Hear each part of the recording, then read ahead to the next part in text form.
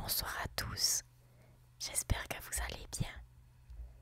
Aujourd'hui, comme nous approchons d'Halloween, j'ai décidé de vous lire des petites histoires un peu effrayantes. Ne vous inquiétez pas, c'est simplement des histoires normalement écrites pour les enfants. Donc aujourd'hui, nous allons lire l'histoire de la citrouille enchantée. J'espère que ça vous plaira. Installez-vous confortablement et c'est parti. Selon une vieille légende, chaque année, au mois d'octobre, les citrouilles s'animeraient au coucher du soleil et discuteraient fébrilement de la nuit tant attendue de l'Halloween. Sachant qu'elles seront bientôt cueillies pour décorer les maisons, certaines voudraient qu'on leur sculpte un visage joyeux, d'autres un visage effrayant, certaines rêvent même d'avoir un chapeau pour que ce soit plus rigolo. Chaque printemps, à la ferme du village, le fermier plantait des graines afin que les citrouilles soient prêtes pour l'automne. Il arrivait que certaines de ces graines proviennent de citrouilles ayant déjà vécu des fêtes d'Halloween, ce qui permettait à leur esprit de revenir à la vie.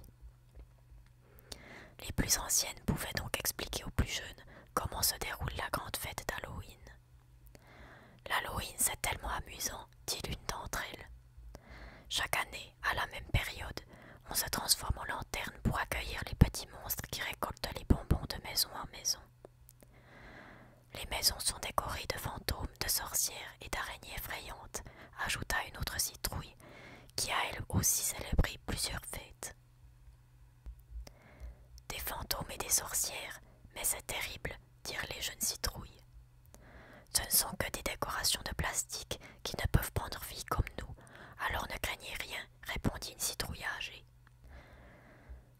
Un jour, peu avant l'Halloween, Jérémie, le fils du fermier, était venu au champ avec ses parents pour choisir la citrouille qui trônerait devant leur maison. Son choix s'arrêta sur une citrouille ni trop grosse ni trop petite, qui lui semblait parfaite pour devenir une belle lanterne d'Halloween. La citrouille, qui était en fait une jeune citrouille, était excitée de vivre son premier Halloween et avait hâte de devenir une décoration effrayante à son tour. Elle était impatiente de découvrir les décorations, les bonbons et toutes les autres merveilles d'Halloween dont elle avait entendu parler. Arrivée dans sa famille adoptive, elle remarqua que les décorations étaient bien différentes de celles qu'on lui avait décrites. Elle vit des araignées, des fantômes et des sorcières, mais rien n'était fait en plastique comme on le lui avait raconté. Les décorations semblaient toutes faites à la main à l'aide de produits recyclés. Les fantômes étaient faits de sacs de papier sur lesquels on avait peint un visage. On avait fait des épouvantails avec des feuilles mortes et de vieux vêtements. Il y avait aussi des araignées dont les longues pattes crochues étaient faites de vieilles branches. Même les chauves-souris et les squelettes étaient faits de branches et d'objets réutilisés et parfois peints. La jeune citrouille était fascinée par toutes ces décorations originales et se demandait pourquoi cette famille choisissait de décorer sa maison différemment des autres qui arboraient presque toutes des décorations de plastique. Puis vint le moment où Jérémie entreprit de transformer sa citrouille en lanterne d'Halloween. La jeune citrouille savait comment cela allait se passer, car les autres citrouilles de son champ lui avaient tout expliqué. Jérémie retirerait ses graines, lui découperait un visage, placerait une chandelle à l'intérieur d'elle et le tour serait joué. Tout en travaillant, Jérémie s'appliquait à récupérer les graines et le plus de chair possible.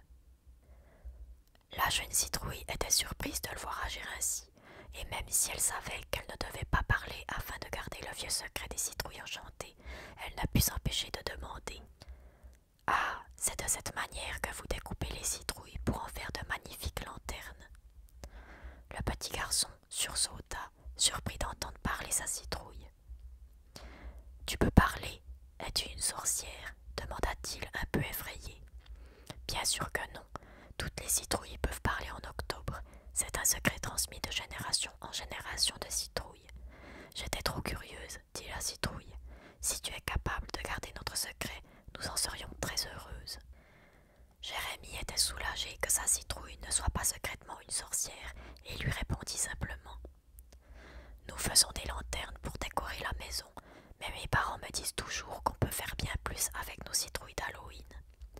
Par exemple, nous allons faire griller chair pour faire des biscuits et un potage. Comme ça, on évite le gaspillage. Mais nous n'oublierons pas de garder quelques graines à planter au printemps. La curiosité de notre jeune citrouille ne s'arrêtait pas là. Elle voulait savoir pourquoi les décorations qui se trouvaient dans cette maison ne correspondaient pas à la description que lui avaient faite ses amis citrouilles. Pourquoi vos décorations ne sont-elles pas faites de plastique comme celles des autres maisons demanda-t-elle. Toutes les maisons n'utilisent pas des décorations achetées au magasin, expliqua Jérémie. Moi, je préfère les fabriquer avec du matériel recyclé, en compagnie de mes parents et de mes amis.